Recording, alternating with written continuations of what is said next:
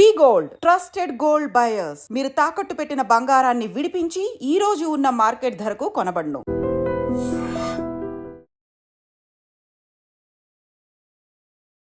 Hi hello నమస్తే, welcome back to iDream media. ఈరోజు మనతో ఉన్నారు సీనియర్ స్టాక్ మార్కెట్ అనలిస్ట్ అయిన ప్రభు గారు. ముఖ్యంగా సామాన్యుడికి ఉపయోగపడే డబ్బులు సంపాదించుకునే ఎపిసోడ్ ఇది, చివరి వరకు చూడండి. నమస్కారం సార్. నమస్తే అండి. సార్, ముఖ్యంగా ఇండియాలో మిడిల్ క్లాస్ వాళ్ళ యొక్క ఈ నెంబర్ ఏదైతే ఉందో చాలా ఎక్కువ. వాళ్ళు ఇండియన్ బిజినెస్ని, ఇండియన్ మార్కెట్ని నడిపించే కన్జ్యూమర్స్ అని చెప్పొచ్చు. జిఎస్టీ కట్టేది ఎక్కువ వాళ్ళే కదా. ఎక్కువ వాళ్ళే. అలాంటి వాళ్ళు డబ్బులు సంపాదించుకోవడంలోనూ లాభపడంలోనూ వెనకబడిపోయారు. వీళ్ళు ₹1,00,00,000 అనే ఒక నెంబర్ చూసి కూడా పాసిబిలిటీ చాలా తక్కువ ఉన్నట్టే అనుకోవచ్చు నాకు తెలిసి. వీళ్ళు ఒక ₹1,00,00,000 లంసమ్ అమౌంట్ని సంపాదించుకోవడానికి ఉన్న మార్గాలు చెప్తారా? మార్కెట్లో డబ్బులు సంపాదించాలి, వెల్త్ క్రియేట్ కావాలంటే 3 తీసుకోవాలండి. Knowledge, patience, discipline. ఈ 3 ఉండాలి. జనరల్గా డిసిప్లిన్ అనేది ట్రేడర్స్కి, ఇన్వెస్టర్కి డిసిప్లిన్ అందుకని కొని పెట్టుకుంటాం కాబట్టి లాంగ్ టర్మ్లో ఉంటాం.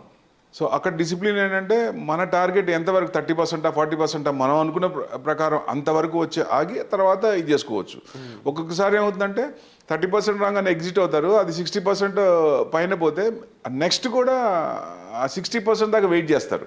అక్కడ కన్సిస్టెన్సీ పోతుంది. ఏదైతే మనం ఒక డిసిషన్ తీసుకున్నామో దానికి స్టిక్ ఆన్ అయితే డెఫినెట్గా ఎవ్రీ టైం మార్కెట్ నుంచి ఏ లెవెల్లో అయినా, మార్కెట్ డౌన్ లెవెల్లో కూడా సంపాదించే వాళ్ళు ఉంటారండి. అంటే మన ప్లాన్ అంతే, మనం చేసే ఐడియాస్ దాన్ని ఇంప్లిమెంట్ చేసి మార్కెట్లో వెల్త్ క్రియేట్ కావచ్చు. ఎస్ఐపి తీసుకుందాం, సిస్టమాటిక్ ఇన్వెస్ట్మెంట్ ప్లాన్. ఎవరైనా కానీ అసలు మార్కెట్ గురించి సంబంధం లేని వాళ్ళు, నాలెడ్జ్ లేని వాళ్ళు ఎవరైనా సంపాదించవచ్చు, ప్రొవైడెడ్ డిసిప్లిన్ ఉండాలి, కన్సిస్టెన్సీ ఉండాలి. ఈ 2 ఉన్నాయనుకోండి. సింపుల్గా నెలకి ఇప్పుడు మనం ఏదైనా మూవీకి వెళ్ళినా, ఐమాక్స్కి వెళ్ళినా 2,000 అవుతున్నాయి కదా.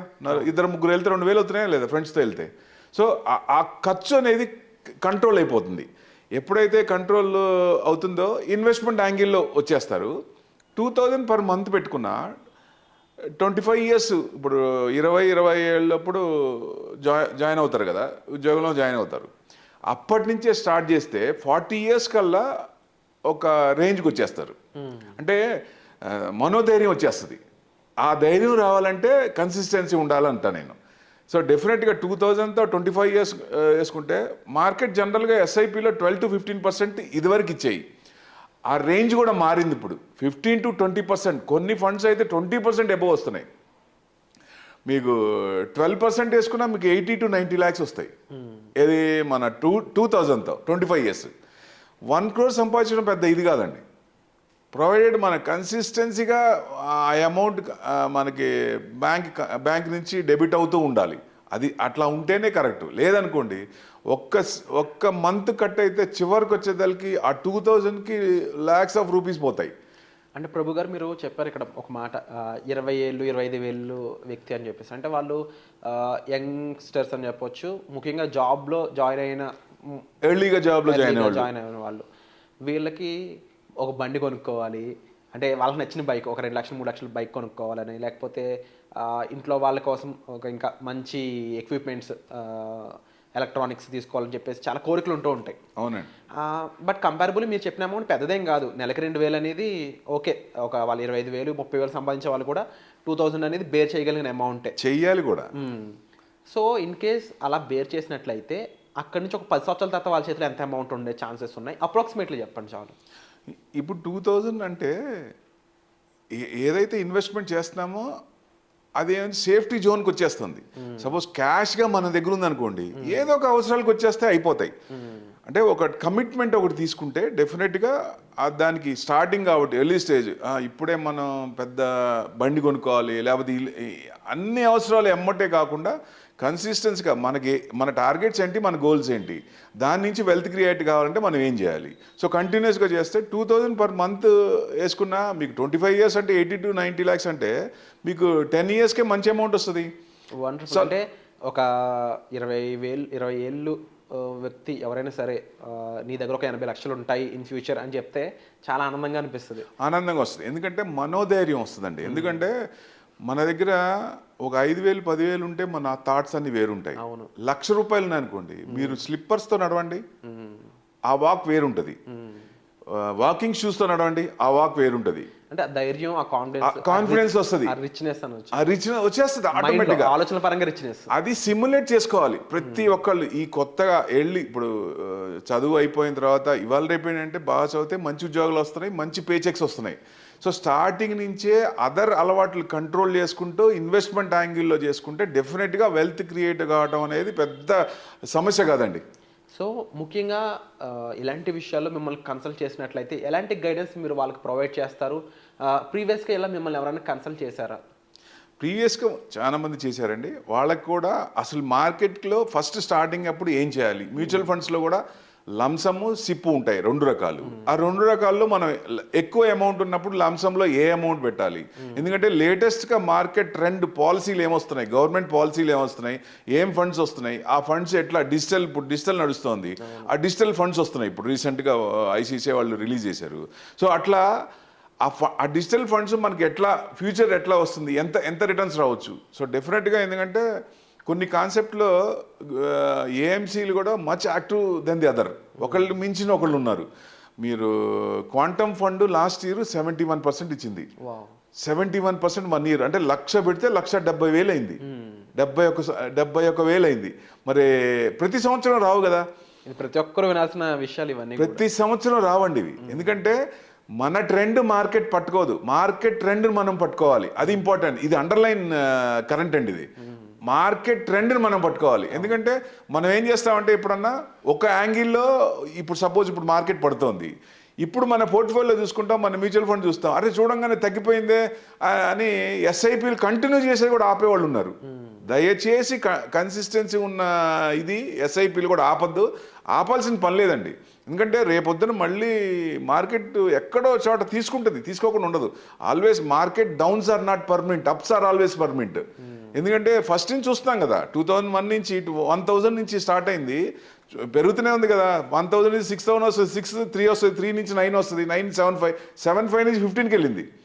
సో 2000 ఇది కూడా 2019లో కూడా 19,000 నుంచి 26 to 27 ఎక్కడ కూడా సింగిల్ డిప్ కూడా లేకుండా 30-40% 60% ఒక స్క్రిప్ట్లు పెరిగాయి. కొన్ని స్క్రిప్ట్లు అయితే భయంకరంగా పెరిగినాయి, ₹50 స్క్రిప్ట్ 500 ₹1,000 అయినాయి.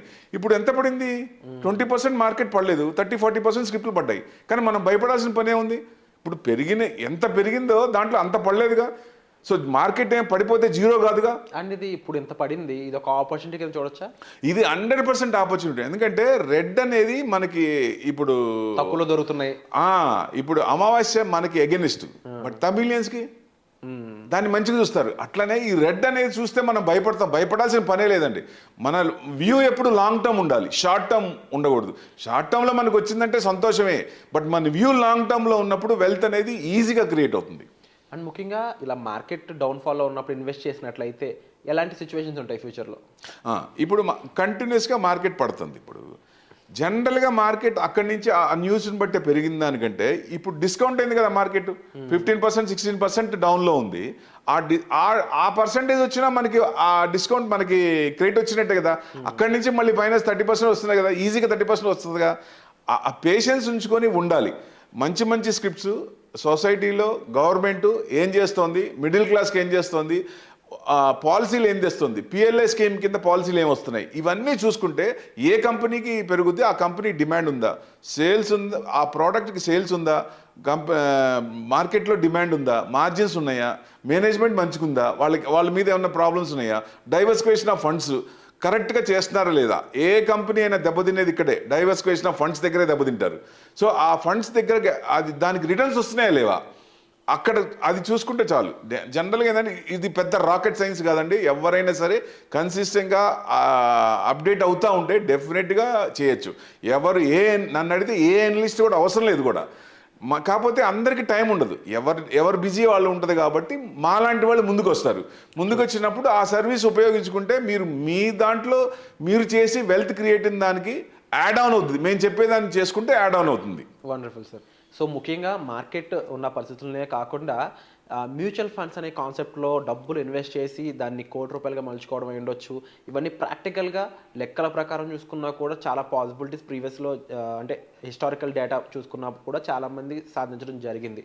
అదే పొజిషన్‌లోకి మీరు వెళ్ళాలనుకుంటే ముఖ్యంగా న్యూ ఇన్వెస్టర్స్ లేకపోతే న్యూ జాబ్ సీకర్స్ ఎవరైతే ఉన్నారో యంగ్స్టర్స్ వీళ్ళు ఈ టైంలోంచి ఇన్వెస్ట్మెంట్ స్టార్ట్ చేసినట్లయితే ఒక 10 సంవత్సరాలు, 15 సంవత్సరాలు, 20 సంవత్సరాలు పెరిగే కొద్దీ కాంపౌండింగ్ అనే రూల్‌ని బట్టి మీకు చాలా మంచి ఫండ్ అనేది క్రియేట్ అవుతుందండి. దానికి సంబంధించిన వివరాల కోసం, ఆ ప్రొసీజర్ కోసం మీరు డిస్‌ప్లే అవుతున్న నెంబర్స్ కాల్ చేసి ప్రభు గారిని అయితే సంప్రదించవచ్చు. పర్సనల్ అపాయింట్మెంట్స్ అనేవి బుక్ చేసుకోవచ్చు. వచ్చే ఎపిసోడ్‌లో మళ్ళీ కలుద్దామండి. Thank you so much sir. Thank you.